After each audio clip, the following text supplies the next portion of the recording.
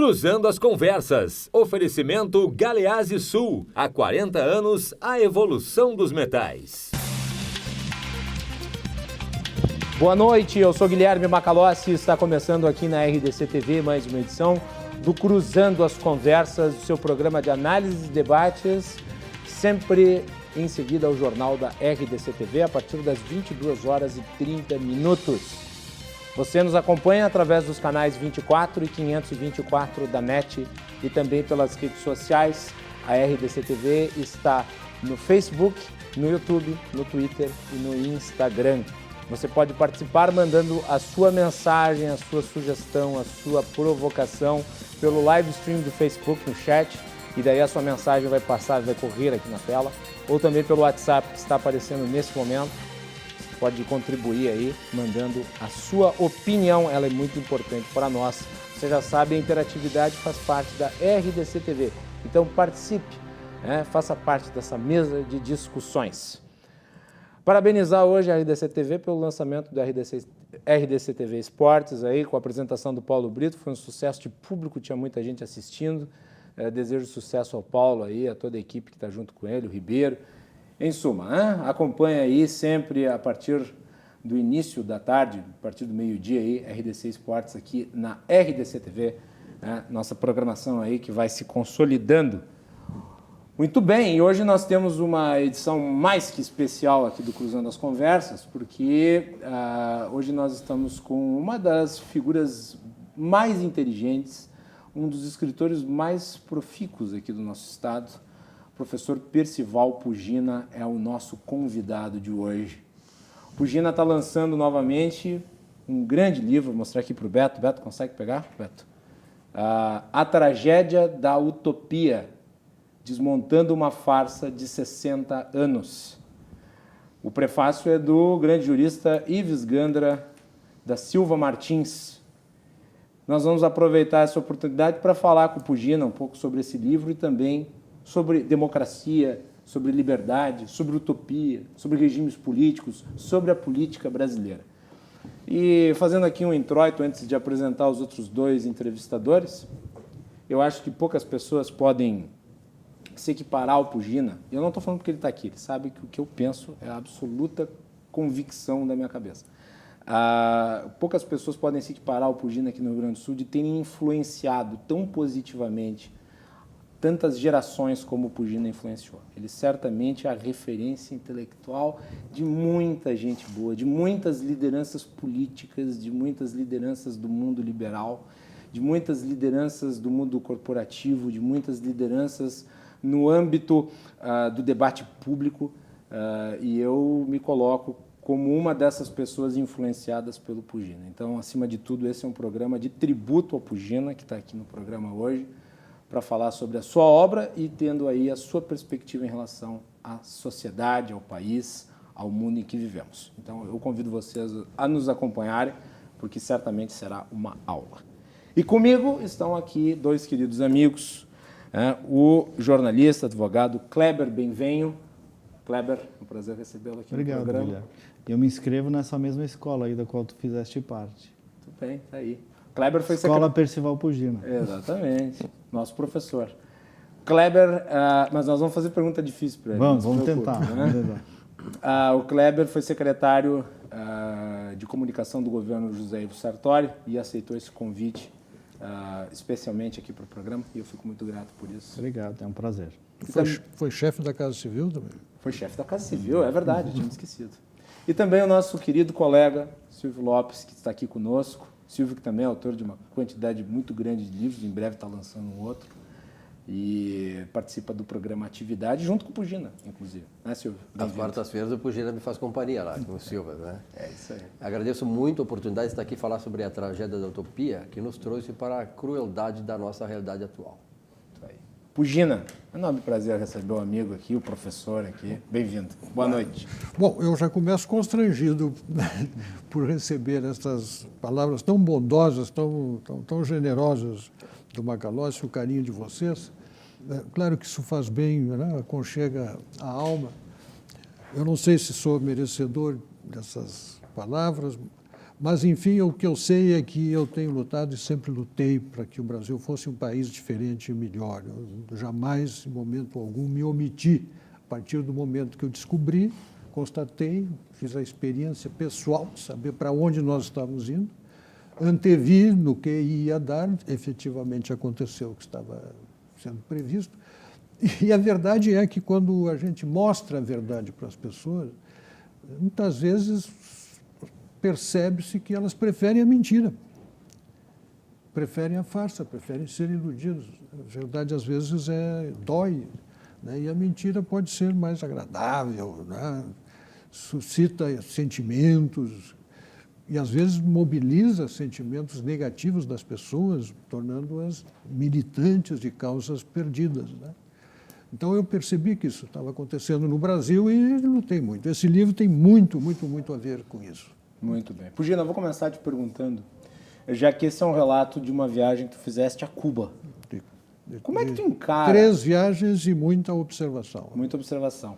Eu não quero dar spoiler do livro, mas eu gostaria de tratar de temas no início do programa que sejam relativos ao livro. Como é que depois de 3 viagens a Cuba, e eu já li o livro, desse relato devastador que tu faz da ilha, como é que tu encara, por exemplo, uma pessoa que hoje ainda caminha pelas ruas de uma democracia, mesmo com todas as suas falhas, mas de uma democracia, num país onde você pode exercer o direito de opinião, com uma camisa do Che Guevara?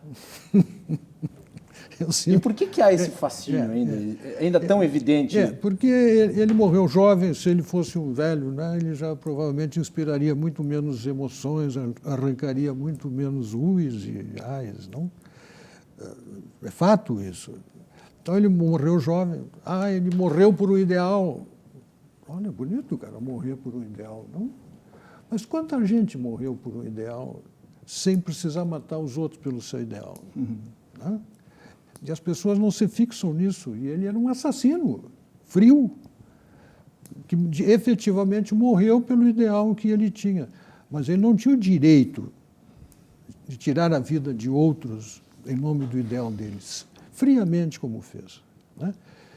Então, era uma pessoa de maus sentimentos, e esses maus sentimentos afloram na conduta dele, nos textos que se escreve. Ele era um revolucionário, ele tinha um plano, por ele teria explodido o mundo. As pessoas não sabem disso. Ele queria que as bombas atômicas, que toda a instalação nuclear que estava sendo instalada em Cuba fosse usada contra os Estados Unidos. Isso se refere àquele episódio dos dias que abalaram o mundo? Os dias que abalaram o mundo. Naquele momento ali, a posição dele era pelo confronto com os Estados Unidos. E claramente admitiu isso. Está tudo relatado e documentado.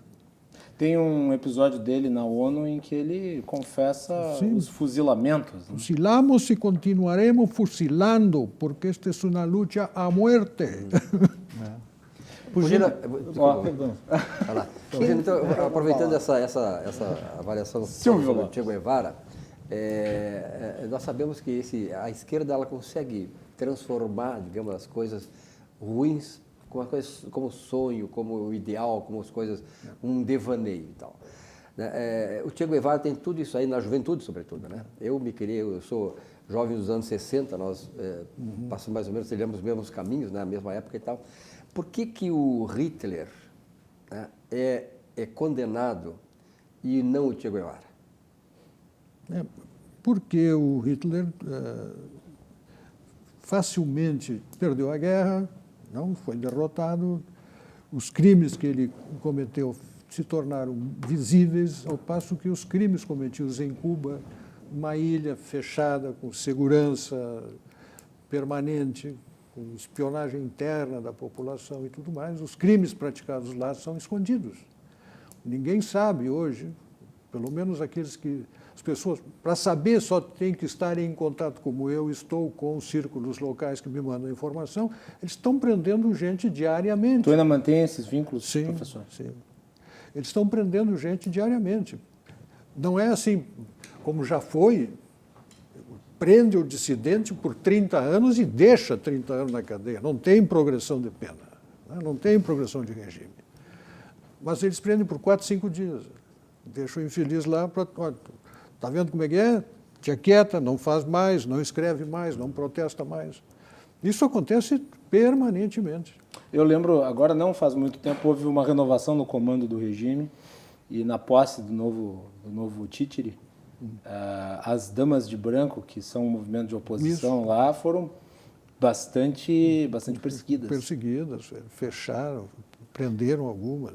Pugina, eu acompanho a tua obra, tenho 41 anos, uns 30 anos, uns 20 anos bem, e nesse tempo todo, tu disseste aí, tu anteviste, né, a ascensão e queda da esquerda, do marxismo em toda a América Latina, que foi o que aconteceu, e nesses 30 anos tu falaste da tragédia dessa utopia.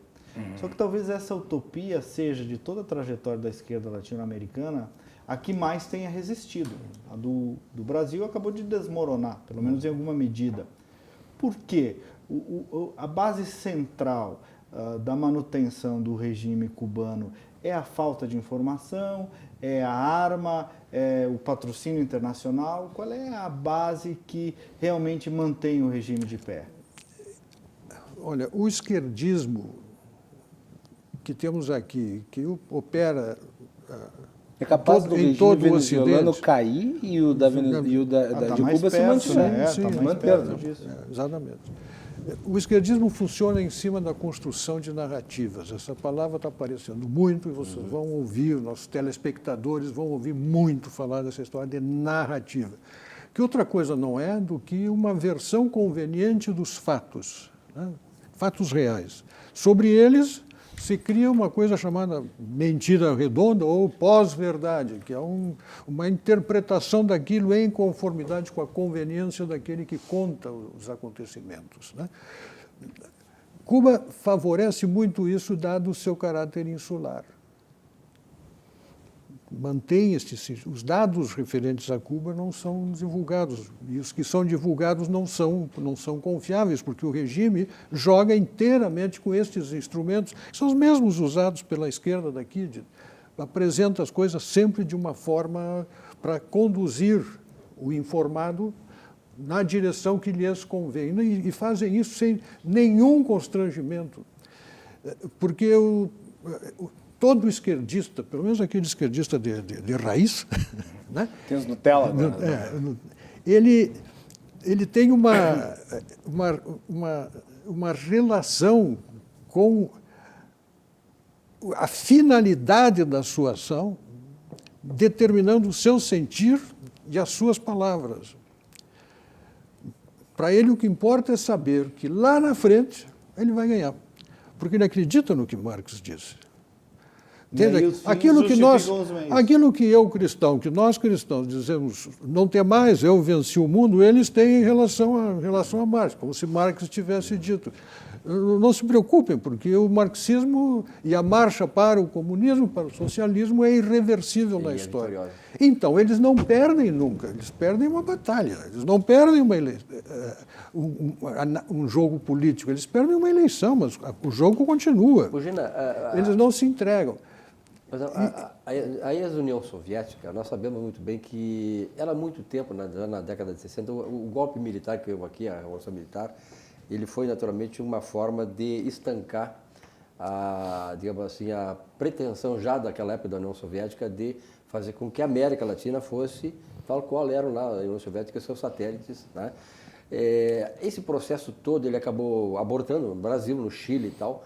Eu te digo uma coisa, eu te pergunto uma coisa, hoje o Putin, ele representa, digamos, ainda este ideal da União Soviética de se reconstruir fora de lá, quer dizer, fazer aquilo que não conseguiram fazer na década de 60 hoje, com tudo que está acontecendo no Brasil, na Argentina e nesses países que, de certa maneira, estão recobrando um pouco mais do conservadorismo? Só para completar a pergunta do Silvio, nota-se a influência cada vez maior da Rússia, do Putin, na Venezuela, do Nicolás Maduro. A Rússia é imperialista. É imperialista. A gente visita cidades, São Petersburgo, visita Moscou, percebe o Culturalmente espírito, tu percebes ali o espírito imperial, das cidades imperiais. Quando você visita uma cidade imperial, você sente o tipo de cultura que se enraizou ali. Essa é visível nas edificações e tudo mais, né? Então, e isso hoje continua presente, a meu juízo, continua presente na Federação Russa. Acabou a União Soviética, mas a Federação Russa continua tentando cumprir o mesmo papel, a mesma influência e o mesmo confronto, na medida do possível, com o Ocidente. Claro que hoje perdeu um pouco das unhas e dos dentes, não existe mais o Pacto de Varsóvia e eles não dispõem de força bélica para... O processo da globalização... Mas nem é esse, mas o meio usado é o meio da cultura. Sim, o processo de globalização, que no começo, eu me lembro na década de 70, quando se falava em globalização, abertura de mercados, queda de fronteiras, a esquerda era muito contra isso. Hoje se vê que os empresários, de uma maneira geral, primeiro os grandes empresários, eles têm resistência à globalização. E a esquerda passou a adotar a globalização como uma forma de penetração em outras partes do mundo. Tu achas que a globalização hoje é favorável a esse movimento ou não? Olha, eu não tenho essa convicção em relação a qualquer das duas alternativas. O que eu vejo é que os regimes de esquerda são sempre fechados. Eles são fechados. Eles podem fazer um discurso de abertura, mas a natureza deles pede o fechamento. Eles precisam ter controle, ter controles internos. Isso em Cuba é evidente. Né? Isso eu gostaria de puxar, esse ponto, já que a pauta desse primeiro bloco é mais em cima do livro. Durante muito tempo, a esquerda fez um discurso muito forte em relação ao bloqueio, chamado bloqueio americano em Cuba. Esse bloqueio tem algum efeito real em Cuba? Você acha que a abertura de mercado com Cuba facilitaria a queda do regime, como foi pretendido durante o governo Obama, ou a posição agora do governo Trump de rever esse acordo é mais adequada e o melhor é deixar Cuba em isolamento, como muitos defendem? Olha, aqui nesta mesa, certamente, eu e o Silvio nos criamos ouvindo falar dos americanos, que drenam os recursos, os Yankees, que drenam, nós somos pobres por causa dos Yankees, por causa das empresas americanas, da remessa de lucros das empresas americanas, etc.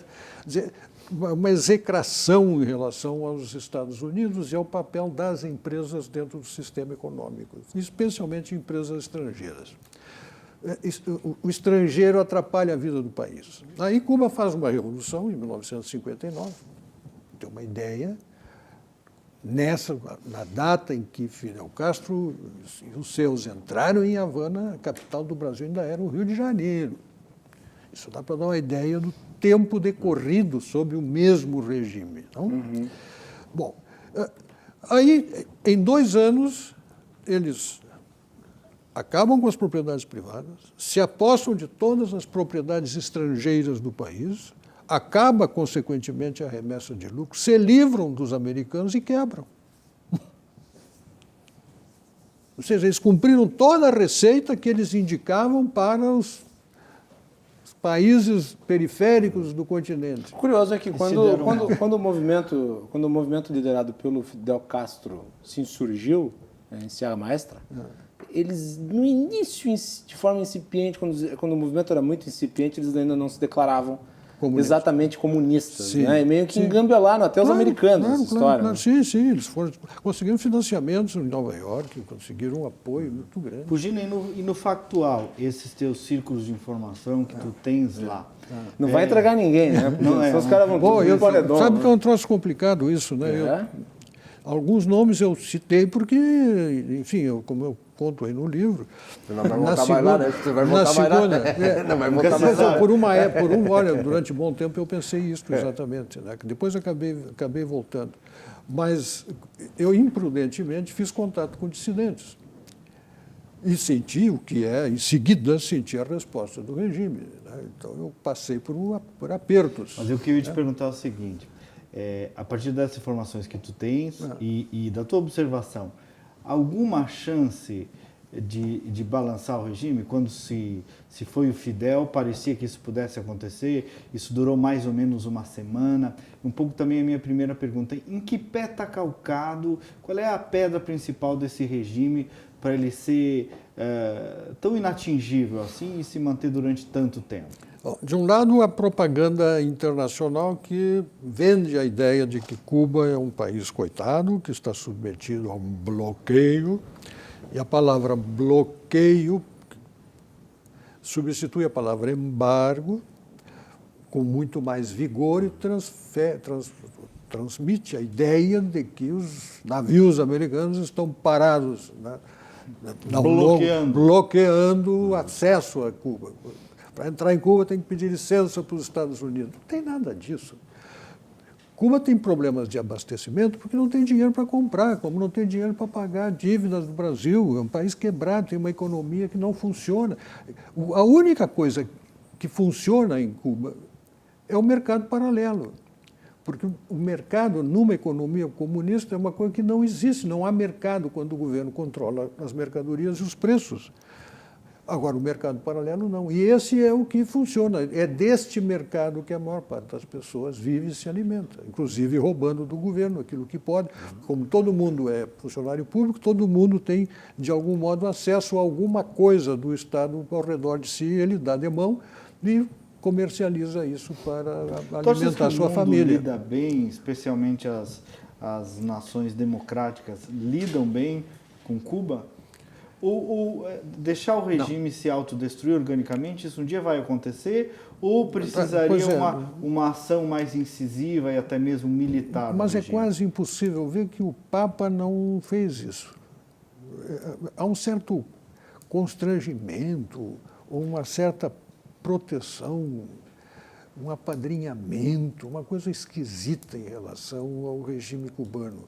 Força, da propaganda internacional, né, que apresenta o regime como sendo uma realização, né, como dizia Dom Paulo Evaristo Arnes, a realização do plano de Deus na Terra está acontecendo por Deus Nosso Senhor. O cardeal de São Paulo, falecido, disse isso. Quando a Revolução tinha 30 anos, passaram mais 30. E 30 anos atrás a Revolução era mais dura do que hoje. Não, há 30 anos atrás as coisas eram 30 anos mais novas.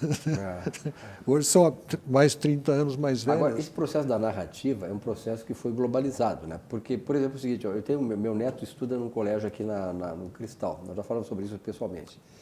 E lá ensinaram para ele veio falar comigo porque, sabe, minhas posições e tal, e ele também tem um certo discernimento intelectual. Embora aos 14 anos. Ele disse assim, vô, sabe que o professor de geografia ensinou lá que a Venezuela está assim porque houve um bloqueio que o Trump estabeleceu contra o Maduro. Olha, o Maduro, acho que o Trump nem era presidente, né? Quer dizer, então eles acusam, essa narrativa de acusar o imperialismo, né? Como diz, o Dom Paulo Evaristo Arnes dizia isso, mas ele está completamente contra, em primeiro lugar, as grandes encíclicas, né? Rerum Novarum, etc. e tal. Todas as grandes encíclicas que eu conheço, a Igreja Católica no Brasil é contrária. Do ponto de vista prático, ela prega o contrário. É verdade. Isso é uma coisa que me dói muito como católico, né? Saber que isto é assim. Mas olha, perseguiu os católicos, a teologia da libertação os padres. Porque a primeira coisa que eles fazem, os comunistas sabem perfeitamente bem, não precisava nem ler Gramsci para saber que no momento em que tu vai bater no Ocidente e querer conseguir espaço, tu tens que destruir a igreja, tu tens que destruir a família, tu tens que destruir as liberdades de comunicação e de expressão. Aqui se tentou fazer, né? Exatamente. Por outro lado, normalmente, quem tenta fazer isso bate de frente com os cristãos. Mas esse enfrentamento não houve em Cuba, eles não deram chance porque eles começaram a prender e a matar. E isso foi tornando o povo cubano cada vez mais prisioneiro. E não há tu mantém contato com lideranças dissidentes dentro de Cuba. Não há nenhum movimento insurgente mobilizado, não há espaço nisso. Quer dizer, o Partido Comunista se alastrou dessa forma na sociedade de maneira tão abrangente que não haja espaço para nenhum tipo de tentativa de extensão do regime. Que seria o quê? O povo desarmado. O Estado armadíssimo. O que você tentou fazer aqui? O Estado policial armado, controlando os passos da sociedade no quarteirão. Qual é a população de Cuba? 12 milhões. Tem 6 milhões de soldados que estão, um para cada um. Eu não sei bem qual é o tamanho, mas não deve ser uma coisa assim muito distante disso. Então, o Estado policial, o Estado militar, e uma população atemorizada, que faz mal. E olha, eles têm lá uma coisa que caiu na tradição jurídica do Ocidente há muito tempo, que é estender os danos decorrentes de uma condenação qualquer sobre os membros da família. Sim. Bate na tua mulher em casa. É assim, né? Donos do dinheiro, donos da informação, donos do poder e donos das armas. Não tem como dar certo. Dono das fronteiras, que é a água. Eu senti, eu passei por momentos lá, e conto isso no livro, que por Deus, se eu estivesse... Era tal o meu susto saber onde eu estava metido, que se houvesse fronteira seca, eu tentaria cruzar. Tu se jogaria numa jangada daquelas feitas de... Não, também tanto assim não. Né? Mas se pudesse sair para ir até um aeroporto perto, ali pegar outro avião, eu tinha feito. Mas quem disse que está muito satisfeito com o regime cubano já há mais de 60 anos são os milhares de tubarões do Caribe sim, também que têm se alimentado. Infelizmente, eles não comem alimentados por cubanos. Na apresentação do segundo livro, da segunda edição, que tu não tinhas noção do perigo que tu corrias nessas tuas viagens. Fui imprudente, assim. Mas tinha perigo real, tu que estava lá. Como é que o regime te abordou lá? Como é que tu entra? Conta uma dessas. Como é que tu sai? E tu pretende voltar a Cuba? Outra pergunta junto com essa. Como eu fiz contato com os dissidentes, os telefones deles estavam grampeados. E aí eu falei para alguém que amanhã eu vou falar com fulano, depois eu vou almoçar com Beltrano. Você falou com eles? Você falou com eles? Sim. E como? Por telefone. Pero si estão pinchados. Seguramente estão seguindo o senhor. Puxa, nós sabemos. E eu constatei que sim, porque eu estava num restaurante conversando com uma dessas pessoas e entraram dois. Essa história é interessante. Entraram dois com uma câmera antiga, largaram em cima do balcão, apontaram para a nossa mesa e puff, gravaram nosso almoço. Que beleza, hein? Olha, mas corria um fio dele. Pelo pescoço, claro, tinha medo. Claro. Puxa, saí dali e fui para a embaixada. O fato de tu entrar lá, mas de tu sair, né? Deixar de tu sair, né? Uma coisa é o seguinte, uma coisa assustadora. É uma coisa que sempre muito me chamou a atenção. Eu tive na minha cadeira de economia, depois quando eu fiz meu mestrado, economia internacional, que é uma coisa fantástica, eu estudo os instrumentos todos. Por que esses organismos internacionais tipo ONU, claro, eu sei que tu vai me dizer que eles estão completamente aparelhados, então mesmo, né, pela esquerda, eles não tomam uma providência mais dura, né, sabendo que é um regime cruel, assassino. Né? Cuba faz parte do Conselho Claro, de Direitos eu sei, exatamente, é onde eu queria chegar, Quer dizer, como é que esses organismos têm... E aí qualquer coisinha que o Bolsonaro faz aqui, eles querem mandar, tem que fazer isso, fazer aquilo e tal, eles são rápidos, né, e exigindo isso e aquilo. E por que não fazem isso? É por causa disso, né? Olha, eu quando ouço, por exemplo, sem nenhum endosso, né, ao que aconteceu no Brasil, mas quando eu ouço esse pessoal falar dos crimes bárbaros da ditadura dos anos de chumbo no Brasil e defender o regime cubano, olha, sanguinário. Tem que ter muita coragem. Gino, os papas não foram muito doces com o regime durante esses anos todos? À exceção de João Paulo II, minha resposta é sim. João Paulo II não foi. Especialmente o atual, me parece. Especialmente quando o Papa Francisco foi, inclusive os grupos católicos, as pessoas com quem tenho contato estavam lá e tentaram falar com ele, contam que ele não as quis receber. E Quando eles foram levados em ônibus juntos para o local da missa, né? E ficaram controlados pela polícia ali para não saírem de onde estavam. Então, esse é o estado policialesco cubano. Tu vai para a missa e o cara está de olho, e o Estado está de olho em ti. Como é que tu vai falar que aquilo é uma democracia? Como é que podem dizer que aquilo é uma democracia num país onde não tem oposição, não tem um partido que represente, não tem um voto dissidente, divergente da Assembleia Nacional? Todos são do partido. Pujina, por que a utopia sempre acaba em ditadura? Pode acabar também num fracasso, não? Aliás, vai acabar sempre num fracasso. O problema da utopia talvez se expresse no fato, né, aquela frase que foi muito usada, o Frei Beto repete muito, né? Para que serve a utopia? Quando eu me aproximo, ela se afasta, porque ela não é atingível. Para que serve? Se eu avanço e a utopia segue, eu avanço e a utopia está lá no horizonte mais longe, eu avanço. Ela me faz caminhar. Né? É dito, isso é muito repetido por aí.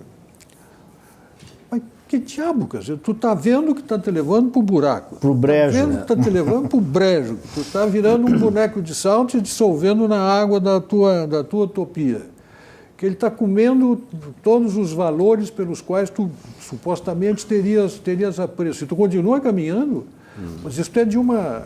Insanidade, insanidade, né? Ou seja, é esta perda do senso da realidade. Eugênio, o Bertolt Brecht dizia o seguinte, ele, que era um esquerdista, você sabe muito bem, né? E ele dizia o seguinte, que ele diferenciava a utopia dos sonhos. Ele dizia, nós não podemos pensar muito na utopia, mas no sonho. O sonho é coisa realizável, e o sonho é uma coisa boa. Tanto é que ele dizia assim, o homem que sonha um dia é maravilhoso, o homem que sonha um mês é muito mais maravilhoso. Agora, o homem que sonha sempre é indispensável para a sociedade. E ele diferenciava essa questão da utopia do sonho. Então, nós temos que percorrer o sonho e rejeitar a utopia. Exatamente, porque, sabidamente, a utopia não é alcançável. E para construir a utopia, aí começam as pequenas e as grandes violências, as pequenas e as grandes corrupções.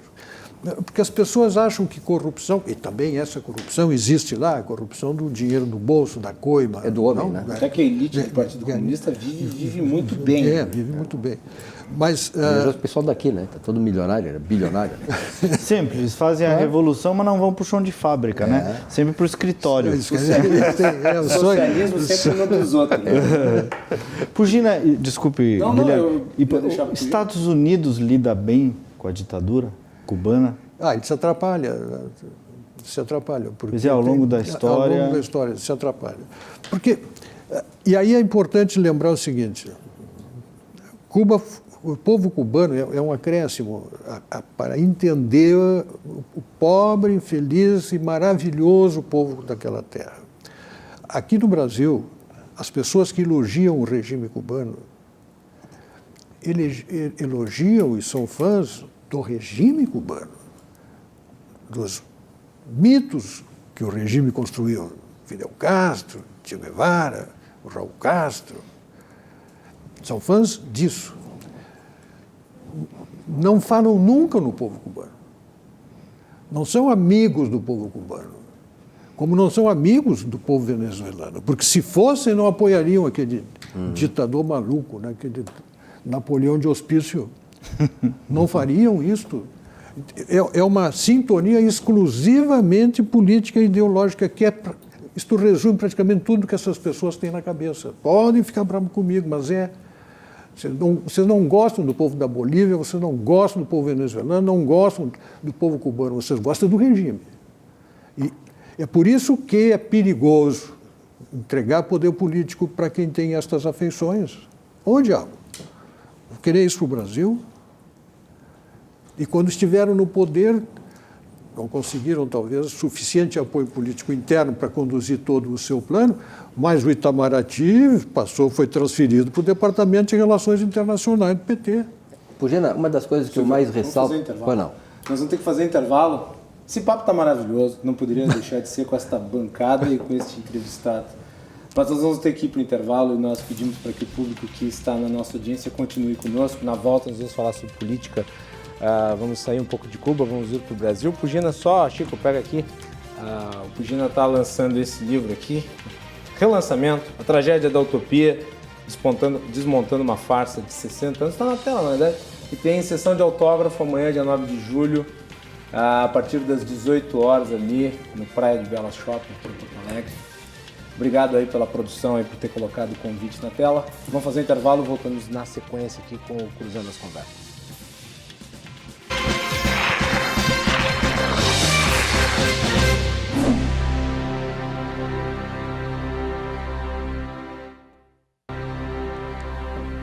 Estamos de volta aqui na RDC TV, com Cruzando as Conversas. Você pode nos acompanhar pelos canais 24 e 524 da NET e também pelas redes sociais. O Cruzando as Conversas é um oferecimento de Galeazzi Sul há 40 anos, a evolução dos metais.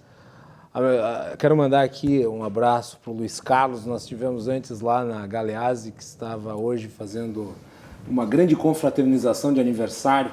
Estava cheio de gente lá. E eu desejo todo sucesso à empresa, ao Luiz Carlos e a toda a sua equipe, que nos recepcionaram muito bem. Deve estar rolando festa lá até agora. Mas, de qualquer modo, dei um pulinho lá, depois tive que vir para cá para apresentar o programa.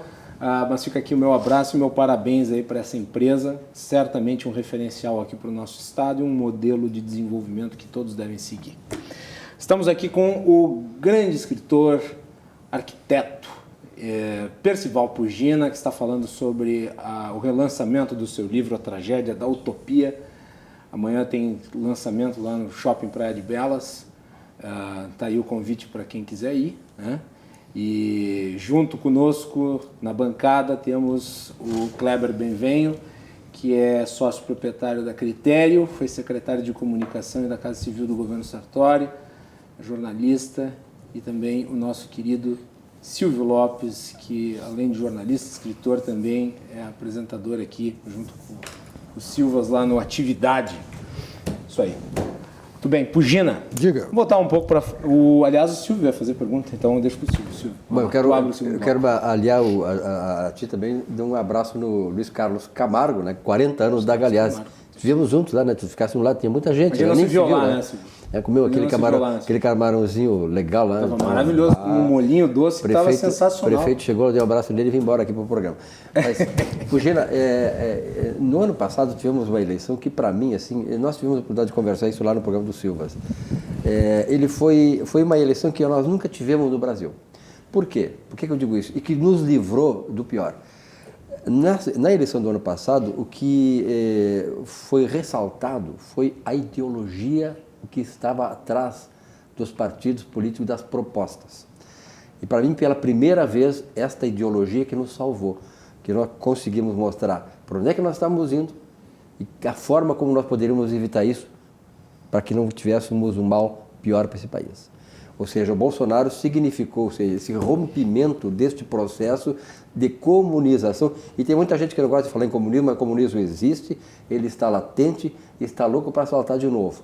Então, muito atento, tem muita gente aqui, muita gente boa, que eu sei que nos jornais ainda não existe comunismo. Existe sim, e eles nunca deixaram de apostar em tornar a América Latina como foi a União Soviética, a União das Repúblicas Socialistas Soviéticas. Eu te pergunto o seguinte, foi decisiva essa ideologização da eleição do ano passado para isto? Ela foi importante para o resultado da eleição, mas eu daria alguns passos para trás, para explicar como eu vejo o ano de 2018 e as mudanças que aconteceram.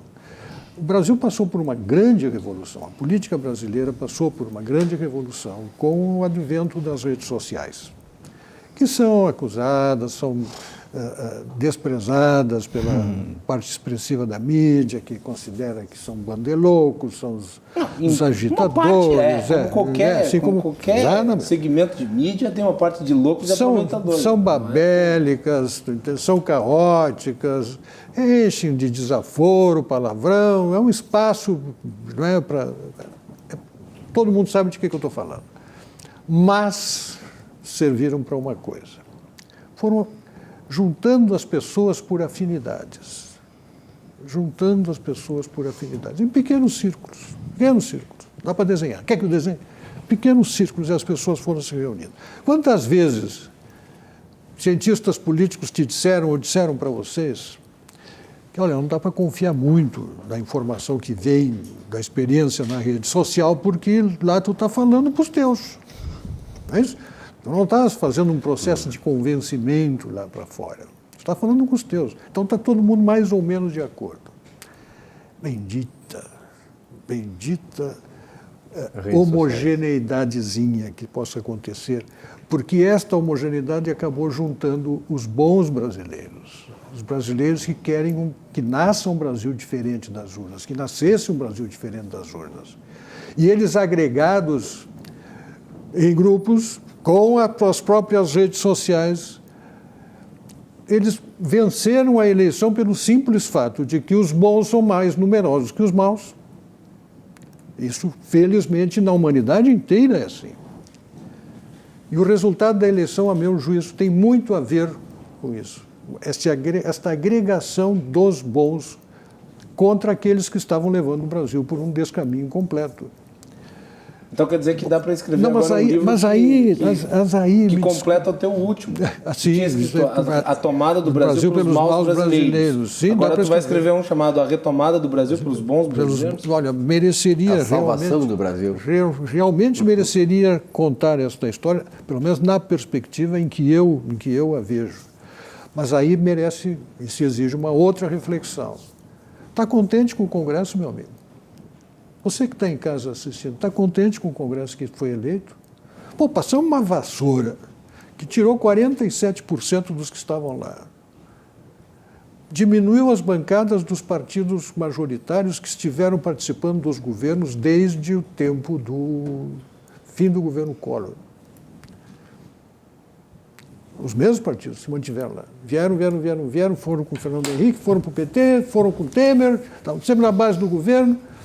Esses partidos foram varridos junto com parcela expressiva das bancadas dos partidos da esquerda. 3 meses depois, meu amigo, 3 meses depois, o senhor e a senhora que estão nos assistindo, estava recomposto o Centrão. Se agregaram os maus e compõem hoje uma força política. E, para meu espanto, setores da imprensa que antes criticavam o Centrão pelas negociações que exigia.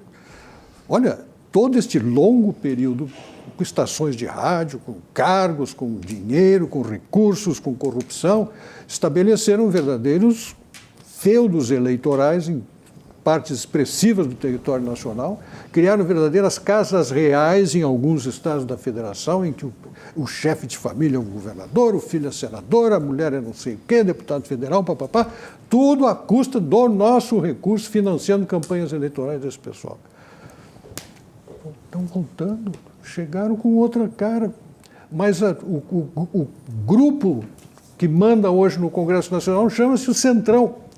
E a imprensa que os criticava antes, agora critica as manifestações desta sociedade agregada, organizada, que sai para a rua porque não confia nas instituições brasileiras e percebeu, graças a Deus, percebeu que algumas coisas, quando a sociedade se manifesta ruidosa, mais disciplinada, civilizadamente, politicamente, exercendo a sua cidadania nas ruas, algumas coisas que não iriam acontecer, acontecem, e algumas coisas que iriam acontecer, deixam de acontecer. A sociedade percebeu que ela tem o poder. Pugina, eu queria te botar um pouco como... Mas com isso, só para encerrar, eu estou dizendo que esse modelo político não funciona. E a prova foi dada nesta eleição. Eu queria te colocar um pouco como personagem desse ciclo histórico aí. Pelo menos o Guilherme lembrou bem no começo do programa, muito claramente aqui no Rio Grande do Sul e até no país todo, tu foste um dos que há 30 anos dizia que isso tudo ia acontecer. Teve um papel relevante de análise desse cenário todo, contrariado, apanhando, sendo carimbado por diversos setores, alguns por divergência, outros por covardia, por conforto, era mais confortável estar contra as suas opiniões. Então, o primeiro papel de analista. Segundo, o papel de formador. formador, de alguém que foi para o combate. Foi para o combate como? Formando opinião, né? Seja na imprensa, seja catequizando, dando muito curso, fazendo formação. Vários agentes políticos, o Guilherme também falou isso no começo, que estão aí, vieram da tua influência. Agora, desde 2013, tu subiste nos caminhões de som, que era uma coisa até meio contra a tua natureza, quem te conhece, botou o bonezinho, foi para a rua, né? Manchou essa pele aí. O que eu quero dizer com o que eu quero Saiu do claustro. Saiu do claustro dos teclados, né? E foi para a rua, quer dizer, esse personagem passado esse turbilhão ainda não, no meio desse turbilhão, tá feliz intelectualmente, como sentido de vida, com o que conseguiu entregar? O que tu espera ainda mais aos 70 e poucos anos? Bom, a menção ao fato de ter subido no caminhão, olha, eu fui candidato algumas vezes, jamais participei de um comício. Eu tinha horror de comício. Mas de repente eu senti exatamente isso. Quer dizer, este país estão acontecendo coisas aqui que farão com que este país mude. E aí eu digo, não, eu não posso ficar no conforto. Eu vou para a praça. Aí da praça me chamaram para o caminhão, e aí eu subi até em caminhão de bombeiro. Eu estava te gostando. Eu vou dizer uma coisa, eu estive em alguns desses caminhões com o Pugino, principalmente na época do processo de impeachment, e é impressionante aqui em Porto Alegre o respeito e a admiração que as pessoas têm pelo Pugino, porque tinha lá, tinha 70 mil pessoas, sem brincadeira. Na hora que o Pugino falava, o pessoal ficava em silêncio. Isso Silêncio sempre foi pro assim, Pugino. na história dele. As pessoas sabem que ali estava uma pessoa que modificou em termos de análise, de perspectiva, de entendimento. Mas o Pugino é uma figura rara. É uma figura rara no país e aqui. Veja bem que a grande imprensa, eu trabalhei na grande imprensa, trabalhei no Jornal do Brasil, trabalhei no Globo, no estado de São Paulo. E esses grandes jornais e as grandes emissoras de televisão, nós sabemos muito bem que eles têm um posicionamento dúbio, né? Na verdade, eles abraçam sempre aquilo que dá mais dinheiro. Esse é o primeiro programa que a gente se dedica a falar bem de alguém. Tá mudando. Então, na verdade... E é mais difícil ficar interessante o programa. O Pugino é tão pródigo, falar com ele, ler os livros dele, conversar com o Pugino, saber o que ele pensa das coisas, da política, da economia, do país, essa visão de mundo que ele tem, que é uma coisa que nos choca muito a mim, particularmente como amigo do Pugino, como leitor do Pugino. Ele não tem espaço na imprensa do Rio Grande do Sul. Já teve espaço, mas não tem mais por quê? Tem espaço aqui? Como não? Sim, não, eu estou dizendo a imprensa, literalmente, imprensa escrita. Tá? A imprensa escrita aqui, o Pugino não tem espaço. Por quê? Porque ele é bom. Então a imprensa foi instrumentalizada. Hoje, lamentavelmente, tem colegas meus que trabalhavam na Rádio Guaíba, na Folha da Tarde, hoje colunistas de alguns jornais aqui, que literalmente se penderam para um lado, só um lado, que é o lado da esquerda, né? Esta é uma imprensa marrom, né? É uma imprensa que destruiu assim, o bom jornalismo, porque nós somos de uma origem, mas do bom jornalismo, que a gente discutia, tinha independência para dizer as coisas, hoje não. Então hoje nós estamos submetidos a isso. Lamento, Pugino, que tu não tem esse espaço, né? Como disse o Clóvis aqui, tu mesmo, Guilherme, lamento que o Pugino teria muito ainda a oferecer para nós, porque certamente, como tu falaste, Beveno, ele fez com que muitas pessoas trilhassem esse caminho, mudassem um pouco a sua visão do mundo, exatamente vendo esse mundo maravilhoso a partir do iluminismo, né? O Pugino que nos deu a questão das liberdades individuais, a questão da economia de mercado, e os países que desenvolveram trilharam esse caminho. Eu escrevi 21 anos para o Correio do Povo. Comecei a escrever ainda no jornalão, quando o Correio era grandão, 21 anos. Depois fui contratado pela Zero Hora para a edição dominical, né, e escrevi ali mais 10 anos. Eu só assinei esse jornal aí porque tu escrevia lá. Mas eu acho que eu incomodava. Né? Claro, inclusive dentro do jornal, né? Eu incomodava mais dentro do jornal do que fora. Eu não ia lá. Não precisa mais, né? Nunca precisou. Eu mandava e-mail, não? Então não precisava ir. Comunicação por e-mail.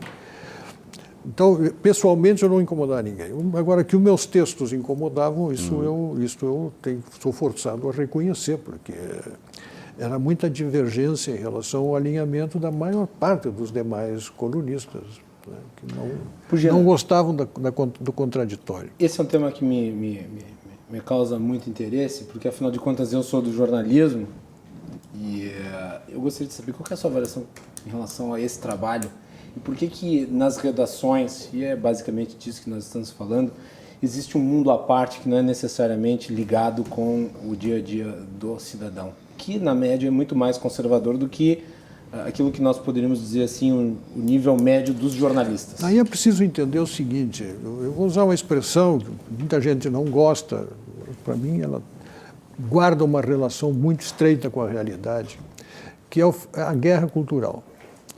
Nós estamos... A gente fala em guerra e as pessoas pensam, pô, não, eu não gosto de guerra. Não, guerra nunca mais. Não. Guerra gera estresse, rupturas no tecido social, né? Mesmo uma guerra cultural. As pessoas não gostam. Só que tem uma coisa, nós estamos em guerra cultural há mais de 50 anos. Há mais de 50 anos. E uma guerra totalmente assimétrica, em que tu tens um lado ativo e um polo passivo. Tu tens um polo que bate e um polo que apanha, um polo que avança e um polo que recua, e que não sabe que está em guerra, que acordou para a guerra recentemente em função, mas isso é muito recentemente em função das redes sociais.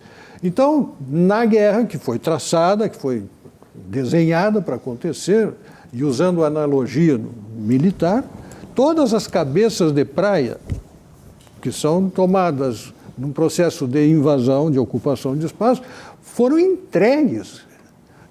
E essa cabeça de praia da educação foi a primeira a ser tomada.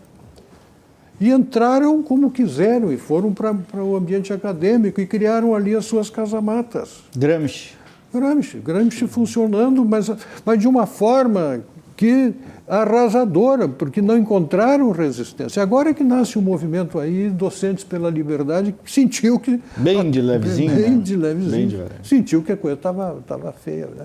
Tentando organizar-se nacionalmente. Mas a cabeça de praia da comunicação foi sendo tomada, ou não?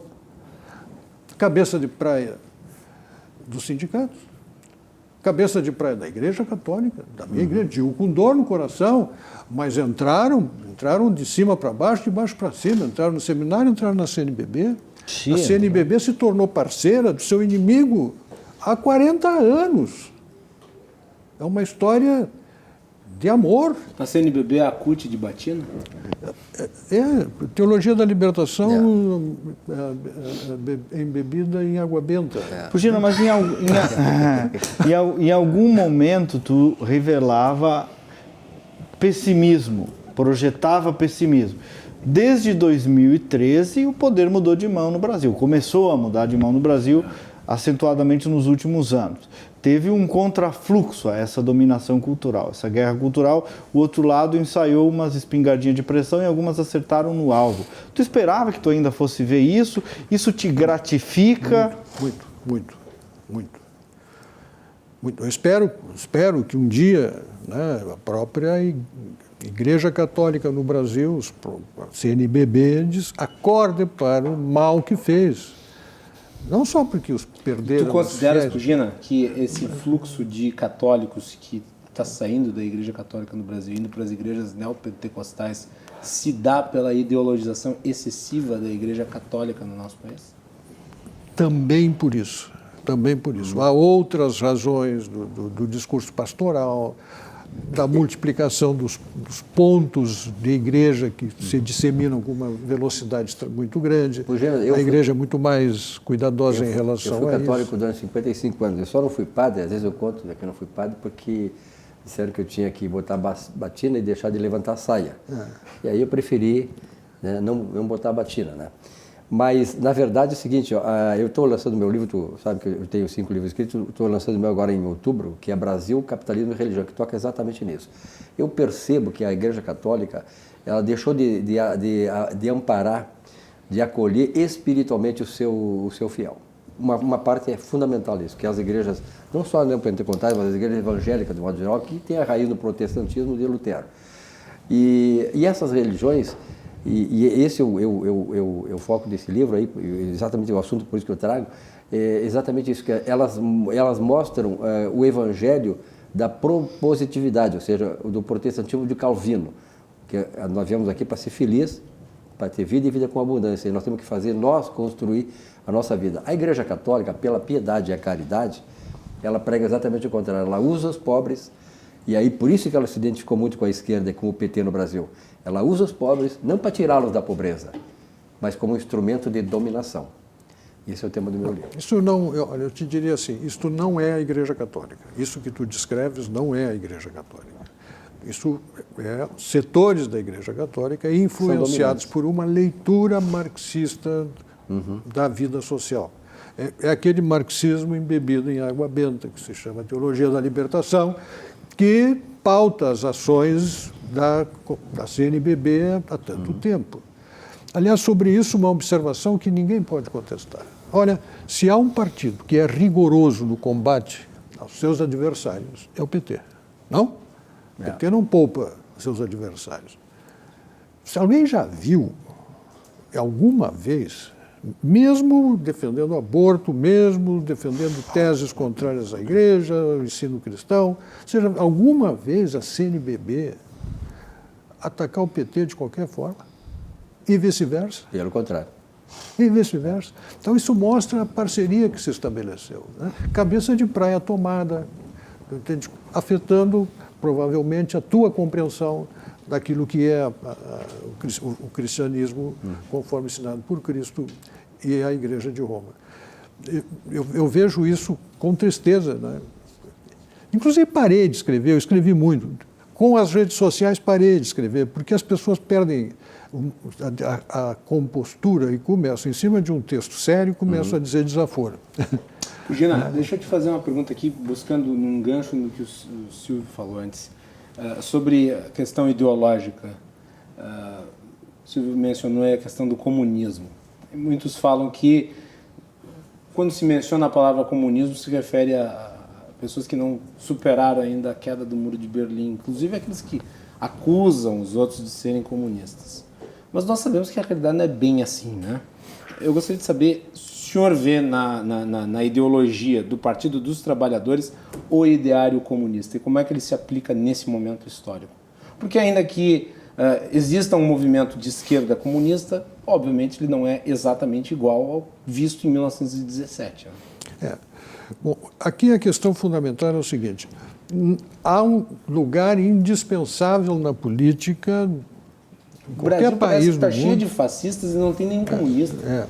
Segundo certa imprensa, só tem fascista. Fascista tem, comunista não tem. A melhor coisa que pode acontecer para provar que alguém não é fascista é ser chamado de fascista. Porque aqueles que chamam de fascista sabidamente o são. Porque a conduta de ficar acusando os outros daquilo que não são é uma conduta fascista. Mas nós estávamos falando sobre o comunismo do Partido dos Trabalhadores. São comunistas ou não são comunistas? Não, devagar com Andor. Aí nós temos que, no meu modo de ver, ponderar o seguinte: a política de todos os países precisa, até por uma questão de equilíbrio da representatividade, da existência de um partido de esquerda.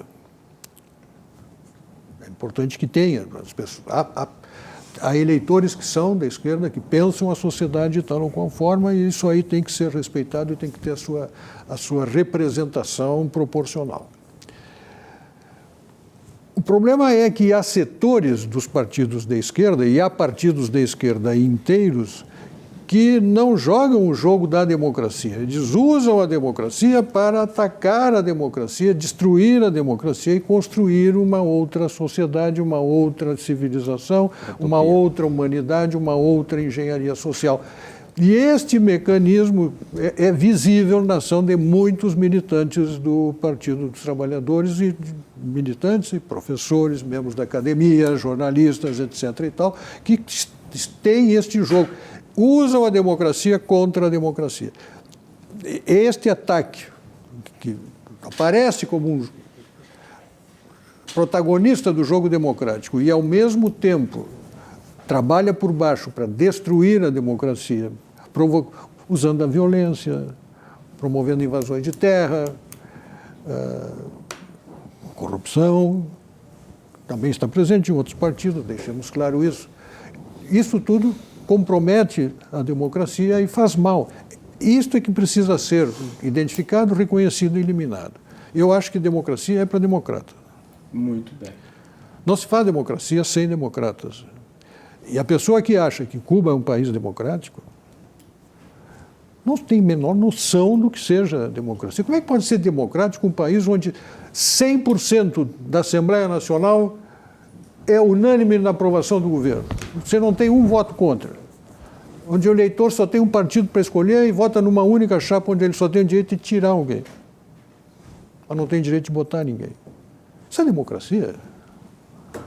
Vamos fazer um intervalo? Na sequência, nós voltamos com mais aqui no Cruzando as Conversas. Estamos com o professor Percival Pugina, escritor, arquiteto, e nós estamos nos canais 24 e 524 na net, também nas redes sociais. Fiquem conosco porque nós já voltamos.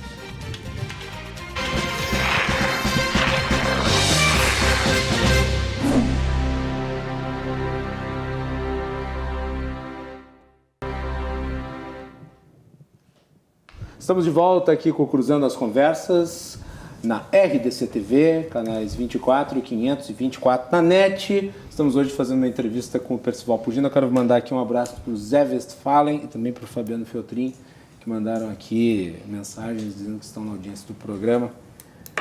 Muito bem, voltamos nesse bloco. Pergunta do meu querido Kleber Benvenu. Que saudade de entrevistar e ser jornalista, hein, Guilherme? O que eu proporciono? Obrigado por esse convite. Pugina, e é bem pergunta que eu quero fazer. Governo Bolsonaro, o que tem de bom e o que tem de ruim? Bom, cuidado, né? Às vezes falar mal do governo, Minions vem no calcanhar. Não. Não tenho nenhum motivo para falar mal do governo Bolsonaro. Nenhum motivo. Porque aquilo que se... porque a verdade é a seguinte... Não acha o governo meio atrapalhado? É o que a imprensa gosta de dizer. O Guilherme de vez em quando eu falo um pouco mal do governo, admito, mas eu ouço o meu professor. Por favor, professor, me ensine. Vamos lá. Falando sério. Meu Deus do céu. Se tu comparares o governo Bolsonaro com qualquer dos seus antecessores, ele está muito acima na capacidade de realização, na criatividade, na apresentação de propostas, de sugestões. Ele é atrapalhado. Mas quem neste país não sabia que o Bolsonaro era assim? Ele enganou alguém? Ele fez figuração? Ele fez teatro? Não. O Bolsonaro é e vai continuar sendo assim. E foi eleito porque é assim, a sociedade o reconhece assim e não se importa que ele seja assim. E eu duvido que alguém aponte alguma coisa que ele tenha feito em 6 meses que tenha causado dano ao país. Então, criticá-lo por quê? Porque ele é meio atrapalhado, porque o filho, porque...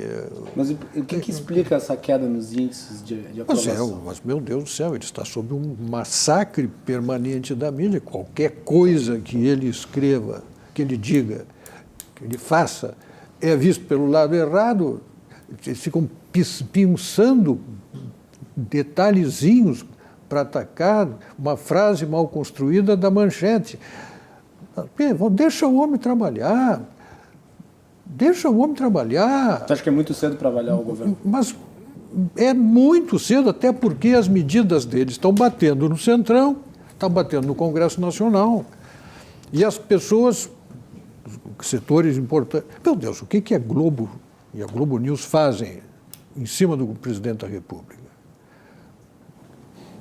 Mas às vezes não há uma retroautoalimentação da crise, Pugina, crise que não precisariam ser geradas e que são geradas desde ali mesmo. Fora essas batidas todas que são visíveis e fora da curva histórica também, a imprensa reclama muito do jeito que, outro dia eu falei, inclusive na Rádio Gaúcha, do jeito que o governo a trata, mas tem dificuldade de enxergar do jeito que ela trata o governo. É uma experiência fora da curva que está se vivendo agora, eu concordo contigo. Mas, às vezes, o governo não gera crise de opinião pública por si próprio, por meio de atitudes histriônicas desnecessárias. Pequenas brigas do cotidiano desnecessárias, não tem um problema aí de fluxo de poder e o governo está um pouco atrapalhado em suas próprias entranhas, será que não? Pode ser, eu não duvido que isto exista, mas eu não vejo a menor gravidade. Isso é Este menor, país certo. tem tanto problema sério que está sendo enfrentado, para os quais tem projeto pronto, medidas que já foram tomadas e importantes. E permanentemente você tem um corneteamento da corneta em cima do presidente da República, procurando estas coisinhas para fazer manchete, porque a imprensa não gosta dele, não gostava na campanha eleitoral, não gostou da vitória dele, não o engole como presidente. Ô, Gina, mas e tu acha, por exemplo, esse caso envolvendo o Fabrício Queiroz, o filho do Bolsonaro, Flávio, tu acha isso uma coisinha? Não acha isso grave? Isso é grave, tem que ser investigado. Ponto. Foi, Tu acha que esse é o ponto baixo do governo? E disse o que o Bolsonaro a respeito disso?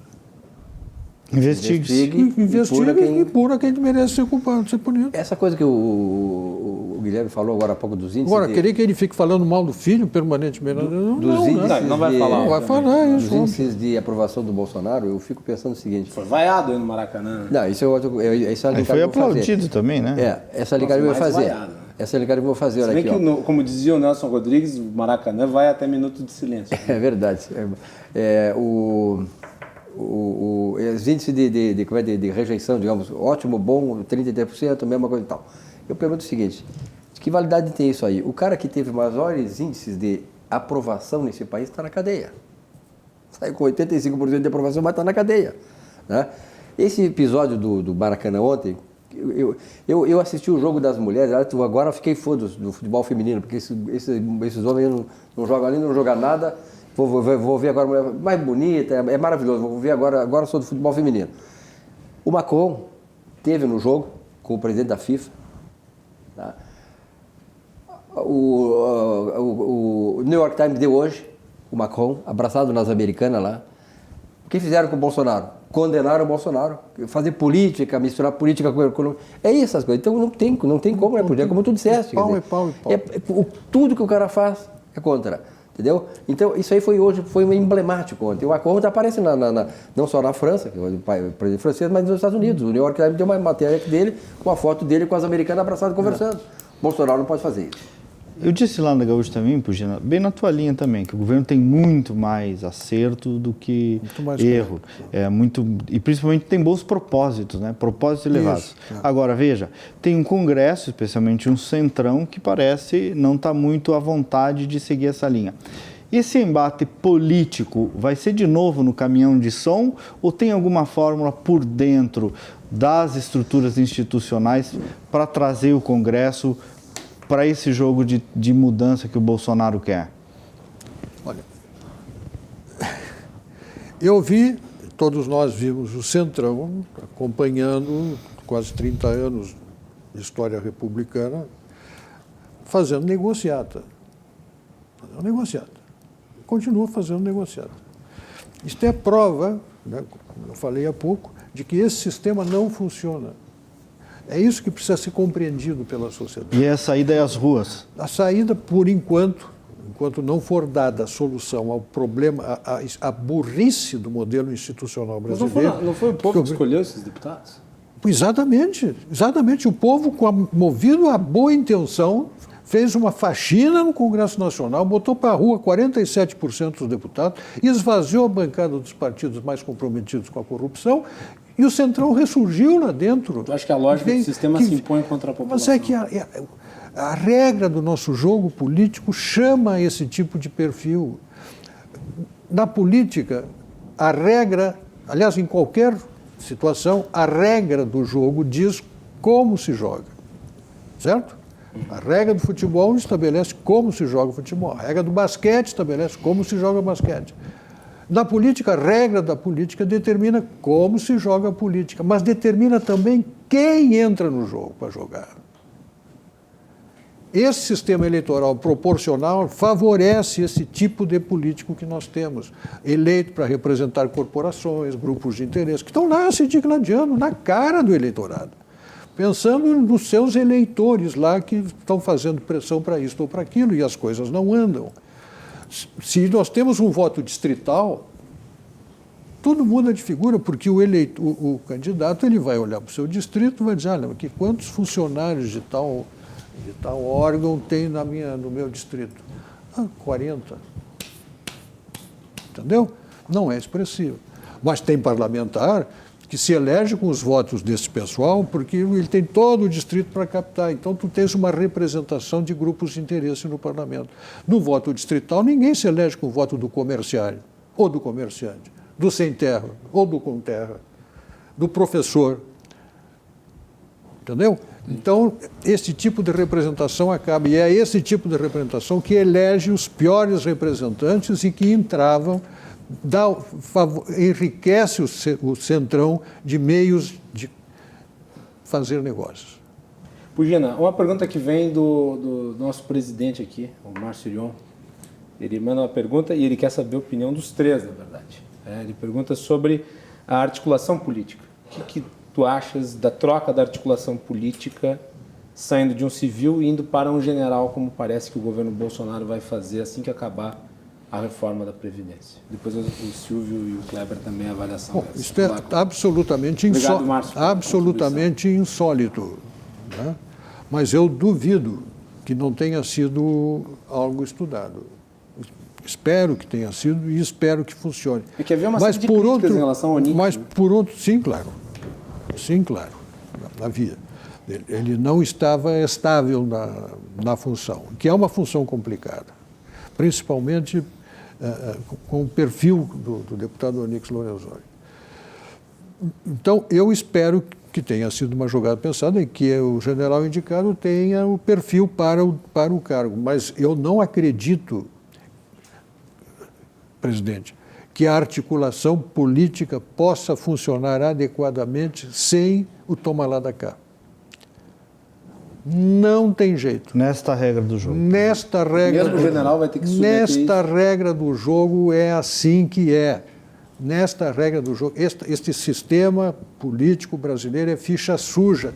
Sempre foi. Eu escrevi um livro para dizer isso. Aliás, o Rodrigo Baia disse hoje, né, ontem, que se a reforma da Previdência passar, ela deve-se ao Congresso Nacional. O que ele dizer com isso? Ele trouxe para que o Congresso é que manda. Quer dizer, então, esta é a regra. Esse governar por coalizão é o nosso grande problema. E essa coalizão, o que significa? Troca de interesses. O governador aqui, o Eduardo Leite, com todas as boas intenções que ele tem, ele teve que se dobrar ao jogo político. Né? Ele conseguiu agora privatizar as estatais aí, mas a que preço isso? Ele criou mais 90 mil, não sei quantos cargos, a que preço, né, para negociar? Então eu não vejo, viu? Eu acho que o militar até seria bom, mas e os militares têm estratégia, têm logística para fazer isso. O problema é o Congresso aceitar. Claro, rapidamente. Eu quero dar um abraço para o Márcio Irion e responder e dizer assim, Guilherme, o Onyx, de quem eu não tenho procuração para defender, também, tal qual o Bolsonaro, virou uma geni para boa parte dos contrários ao governo. O que eu acho que tem nesse processo? 6 meses de governo, colocaram de pé um ministério completamente diferente das últimas décadas, sem acordão. O Onyx está por trás desse processo. 2, derrotou Renan Calheiros no Senado Federal. Só isso é um feito que já justificaria a passagem dele pela Casa Civil. Então, me parece também que os defeitos na articulação política, primeiro, não são do ministro nunca, é do governo como um todo. E segundo, também na política, parece que os feitos do governo são maiores do que possa parecer. Muito bem. Nós temos que encerrar o programa, mas eu gostaria de rapidamente agradecer aqui a presença do Pugina na edição de hoje do Cruzando as Conversas e dar 10 segundos para ele se despedir. Obrigado, Pugina. Bom, quero agradecer o carinho de vocês comigo. Tornou o programa muito simpático, muito afável, muito amável para mim. Eu espero que os nossos telespectadores tenham apreciado. Eu falei com o coração, não vendi sabedoria porque não tenho. Posso ter experiência, mas não sou nenhum sabichão, né? Mas observo a realidade brasileira e procuro ter os olhos limpos para ver, né? sem distorções de percepção.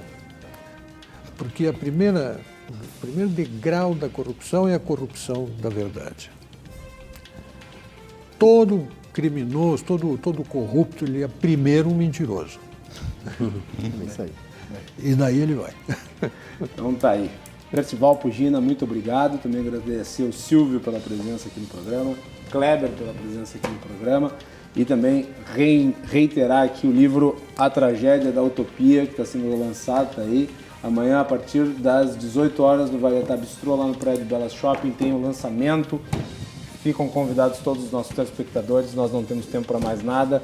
Obrigado novamente a todos pela audiência e o Cruzando as Conversas, o oferecimento de Galeazzi Sul, há 40 anos, Evolução dos Metais. Pugino. Meu abraço ao presidente Márcio, obrigado pela pergunta. Bem, o programa de hoje eu dedico à memória do meu avô Elias Teixeira, que estaria de aniversário hoje. Um beijo para ele. Pois.